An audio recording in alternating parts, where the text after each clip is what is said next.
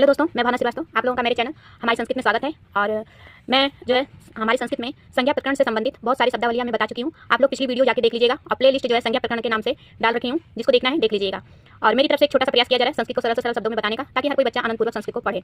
उसे जो हुआ बना रखा है संस्कृत को कठिन लगता है वो चीज़ें ना लगे।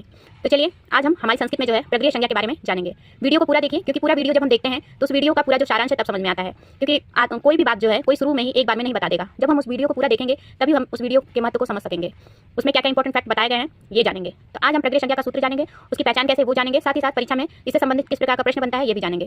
तो चलिए पूरा वीडियो देखते हैं हम लोग बिना स्किप किए, और पूरा आप देखेंगे तो आप लोगों को खुद समझ में आएगा कि हाँ ये वीडियो मेरे लिए लाभकारी है या नहीं है। तो हमारा आज का सूत्र है प्रगृह्य संज्ञा। प्रगृह्य संज्ञा का जो सूत्र है इदु दे द्विवचनम प्रगृह्यम। इस सूत्र को जब हम तोड़ेंगे तो हमारा शब्द बनेगा इत उत एत द्विवचनम प्रगृह्यम। अर्थात जब कोई शब्द द्विवचन में हो, उस पर बड़े ई की मात्रा हो, बड़े ऊ की मात्रा हो तथा बड़े ए की मात्रा लगा हो, तो इसमें तीनों में से कोई भी एक मात्रा उस शब्द पे लगा हो, तो जिस शब्द पे इन तीनों में से कोई भी मात्रा होगी तो उस शब्द को प्रगृह्य संज्ञा कहते हैं। कहने का मतलब यह है कि जब कोई शब्द प्रगृह्य संज्ञा तब कहलाएगा जब उसमें दो नियम लगे हों।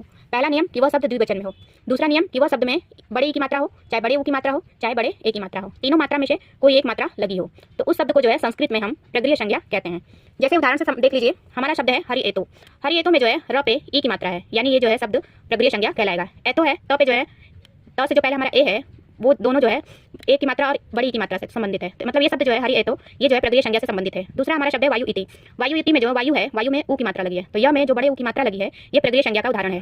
तीसरा है हमारे माले इति। माले इति में जो ल पे ए का मात्रा लगा है, इससे हम जान जाएंगे कि ये शब्द जो है प्रगृह्य संज्ञा का है। विष्णु में इसमें भी विष्णु में जोड़ा है, उसमें ऊ की मात्रा लगा है, बड़े ऊ की मात्रा, तो ये शब्द भी प्रगृह्य संज्ञा से संबंधित है। और हमारा है गंगे अमु।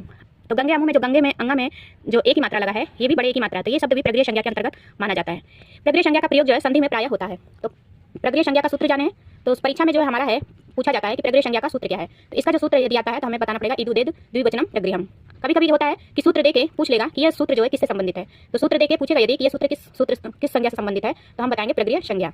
दो प्रश्न बना। तीसरा प्रश्न हमारा ये बनेगा कि उदाहरण जो हमारे दिए हुए हैं इसमें से शब्द दे देगा कोई एक और पूछेगा इसमें से कौन सा जो शब्द है प्रगृह्य संज्ञा से संबंधित है। तो इस प्रकार का प्रश्न हमारा 3 बन जाएगा।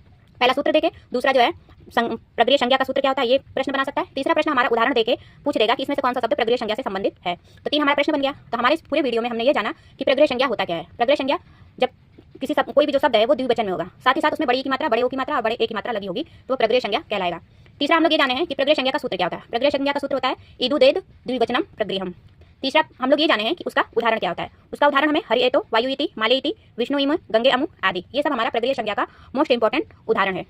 तो अब प्रगृह्य संज्ञा हम कैसे पहचानेंगे, जब किसी शब्द में द्विवचन में तो हो, साथ ही साथ उसमें ई की बड़ी की मात्रा हो, बड़े ओ की मात्रा हो और बड़े ए की मात्रा हो। यदि किसी शब्द में ये दो पहचान हमें दिख गई तो समझ जाएंगे कि यह शब्द प्रगृह्य संज्ञा